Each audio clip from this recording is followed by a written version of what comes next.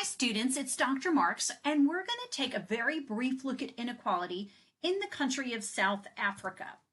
Now, I visited South Africa in 2019, and that's why I'm choosing to talk about this particular country.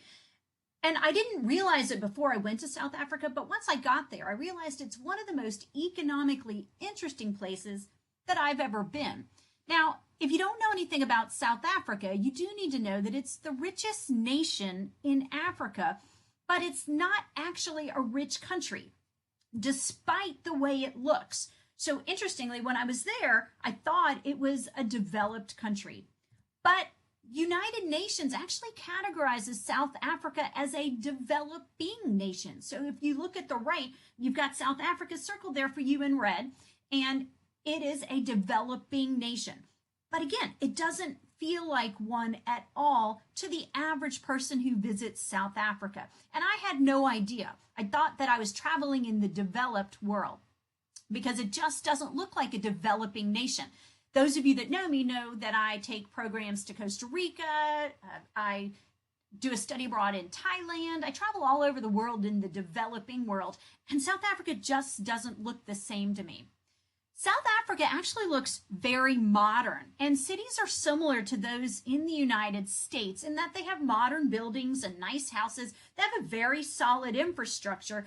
And so if you were traveling around in South Africa, you might actually think that you're in Europe. There's a lot of similarities. But you might go there for the beautiful beaches. There's great resorts. They're known for their wineries. You can go on safaris, really upscale safaris. It's definitely a tourist destination. So let's take a quick look at the places you might visit if you were touring there to see the most beautiful parts. So as you see, this doesn't look like Thailand. It doesn't look like China. It doesn't look like India. It just doesn't have the same look as those countries maybe in Western Africa. But data reveals something very interesting about South Africa. First of all, let's look at gross domestic product per capita. So basically, we're taking gross domestic product and we're dividing it by the number of people to get per capita. And in South Africa, GDP per capita is actually less than $13,000. And that's a couple years old data, but that's the most recent that I could find. So $13,000 would represent kind of the average income level that an individual would have. And we all agree that's really not a whole lot. If we compare it to gross domestic product per capita in the United States, well, our average is $62,000. So clearly, they look nothing alike in terms of gross domestic product per capita. Same thing if we look at the United Kingdom, theirs is over 46,000. So that puts South Africa in a very different class, a very different league. In fact, South Africa has lower GDP per person than Thailand and China, Brazil, Colombia, Lebanon. And so it's really misleading when you're around in South Africa thinking that you're in a really wealthy country. So how can South Africa look like a developed nation but have such low income? So why doesn't it look like Thailand or China? What's going on there? And the answer lies in income distribution. Remember that when we look at GDP per capita, it's an average income. We're mixing everybody together and we're taking just an average. But there are really two South Africas, and there are people who refer to it kind of that way. There's kind of a rich South Africa, and there's a very poor South Africa. So what happens when you mix, rich and poor together to get an average? Well, that average can get pulled down if you've got a lot of very, very poor people. And that's what's going on in South Africa. It turns out that South Africa is one of the most unequal countries in the world. Now, some studies rank it number one, some rank it number two in inequality. It looks to me like it's actually number one, meaning it's the most unequal country in terms of income distribution in the world. Now, you've studied Gini coefficient. The Gini coefficient for South Africa is 0.63. That's a little bit old. That's a World Bank statistic from 2014. It hasn't really gotten any better in recent years, I don't think. But it's hard to find really, really recent Gini coefficients for this country. So that's the best I can do. But remember, guys, closer to 1 means more unequal. Now, you've read that the United States has its own problems with income inequality. We certainly suffer from that problem, but our Gini coefficient's more like 41.4, much different from South Africa. Again, we have our own problems, so that's not an impressive number for us, but it's certainly a lot lower than South Africa. If we look at the Lorenz curve for South Africa, we see that it looks like this. And so in blue, that's 1996. In red, 2009. And so it's becoming slightly more unequal, at least over this time period. But we want to be closer to that orange line, right? Remember, the orange line means perfect equality, right? And so you learned about that in lecture. So what's going on? Well, the roots of inequality in South Africa are embedded in its apartheid policies. Now, apartheid ended before you were born, most likely, unless you're a non-traditional student, but you might know a little bit about it. And please understand that I'm not going to do it justice. I'm just going to give you a little bit of information. One thing we need to focus on is that 1950 Registration Act. Well, that 1950 Registration Act required people to be classified and registered by race. And there were actually 4 races. One was added later. But you were either white, you were Black African, what they refer to as colored. We don't use that terminology in our country now, as you know, but in South Africa they do. If you are indicated as colored, you would have been of mixed race, and then Asian. So there were 4 different categories there. Asian, because of the appearance of a lot of Indians and Pakistanis coming to South Africa. So imagine a system where everything about you is dictated by what class you are registered as, which is dictated by your race. And so economic policies in South Africa were tied to these racial categories. And again, that's hard to imagine an official national policy dictating things based on your race, because that's not what we have here, although certainly we might argue we have some our own racial problems and inequalities, but these were formal policies that were supported by the government. So what really happened in South Africa is that they created a dual economy. And so there was the kind of white elite class and the government, you know, all white, and then you had your minorities, and they were clearly discriminated against. For example, there were land acts, and those land acts set aside more than 80% of the land in South Africa for the white population, of course, leaving only 20% for others.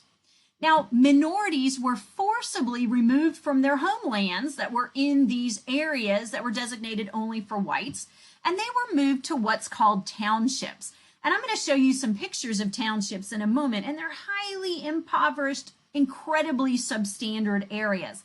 But the other thing is that they were remote. These townships put them far away from the jobs and the opportunities where they could make money. Now, they might have been able to work within the township, but they weren't in the cities and the city centers where the best jobs might have been.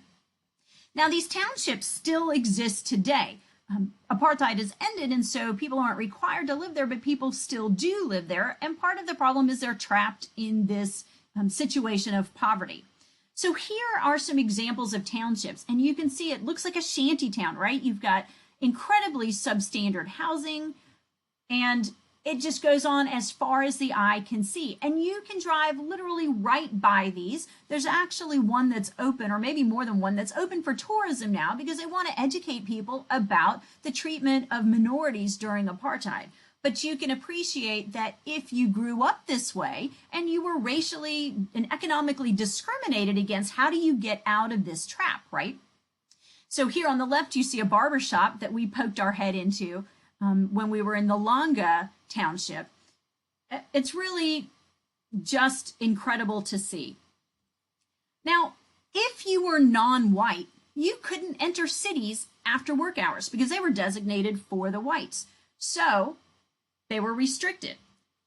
That meant if you were non-white, you had to carry some kind of documentation, and those documents were there to prove that you were authorized to be in a restricted area. Maybe you had a job in that area, and so you would have to prove that you had the right to come and go in and out of those areas. But on top of that, different races were restricted to only certain jobs. And so imagine being a minority and wanting to be a certain profession, but you can't because the law doesn't allow that. In addition, pay was based on race. And you can imagine that, it was lowest for the Black Africans and then the mixed races. So imagine people of different races having the same job, but receiving different pay. And again, remember, guys, this was the law. It wasn't that it just happened to work out that way or that there was just some kind of market-based discrimination. This was a legal situation. There were also separate educational standards for races. And you can imagine minorities received far less in terms of educational support and educational quality.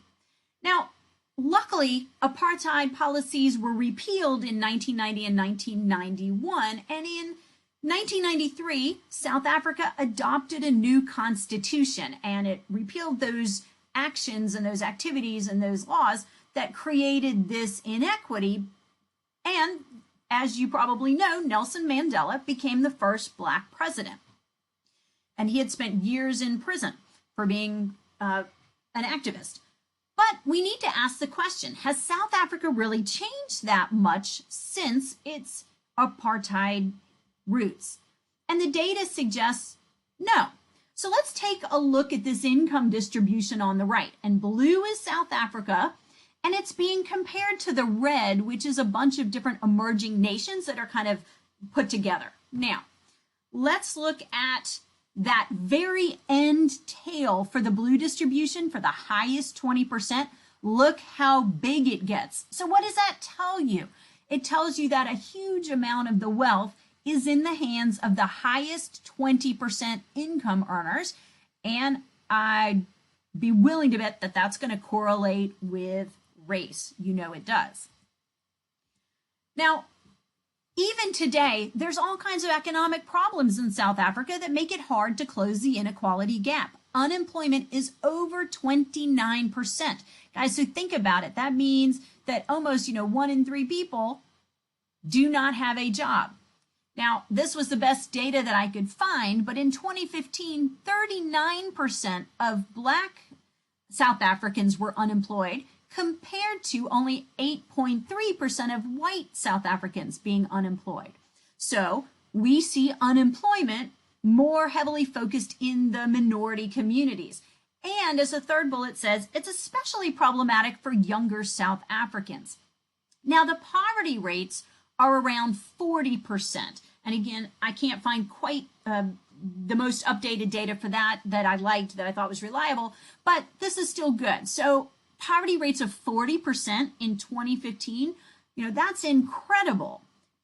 And that helps describe what's going on with their GDP per capita. So think about what's happening. We've got a wealthy, probably more white, elite class with very high incomes that lived in cities by law, and that's where a lot of investment took place. So it looks like a modern day city. And then we have to average that together with 40% of the population being below the poverty rate. Well, that's where that 13,000 GDP per capita comes from. Hope that makes sense to you. So if we look at the poverty rate, so 40% of people were impoverished in 2015. I don't know if that's changed a whole lot, but 93% of this 40% were Black South Africans. Okay. So you see what's going on. We have some severe inequality that organizes by race. Here's more information. So as we said, the policies of the past really have exacerbated this inequality. So let's take a look at this. This is looking at education. So on the left, least education. On the right, more education. So less than matric education means you don't have very much education. Tertiary means you've got higher education. So what are we graphing here? We're graphing unemployment. So who's got the highest unemployment? The people on the left, the ones who don't have very much education.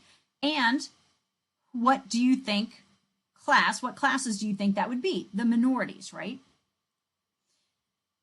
This shows degree of skill organized by race. So we've got Black African, colored, Indian, white, and that's kind of the order, the spectrum that things would have gone in. Most heavily discriminated against Black African with the lowest income levels. Well, let's look at the trends that we see, and it's clearly very predictable. So let's look at this purple downward sloped line. That's showing low skill.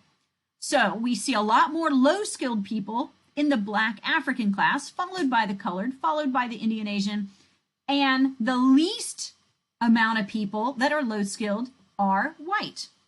So can we predict what's going on in the high skill? Well, green is going to give us high skill. So the least amount of high skilled people are Black Africans, and then their race that they call colored, then Indian and Asian, and then, of course, the most high skilled people are white. Do you see what's going on here? This creates inequality. So, in conclusion, guys, GDP per capita only tells us part of the story, and I know you've heard that before, but please remember that it's just an average, and it tells us nothing about the distribution of income, and distribution of income is really important for us to think about. Now, we didn't do it justice. I only gave you a little bit of the nuts and bolts about South Africa's apartheid history, but that apartheid history has created some really long-term effects. So remember, we are seeing apartheid end with a new president elected in 1993, which was a number of years ago, but still, it's how do you undo that, right? So we could spend lots of time talking about other problems that we see in South Africa that make it hard for them to develop. But just think about this question. How does South Africa recover from this history that created so much inequality? It is a really challenging thing to think about.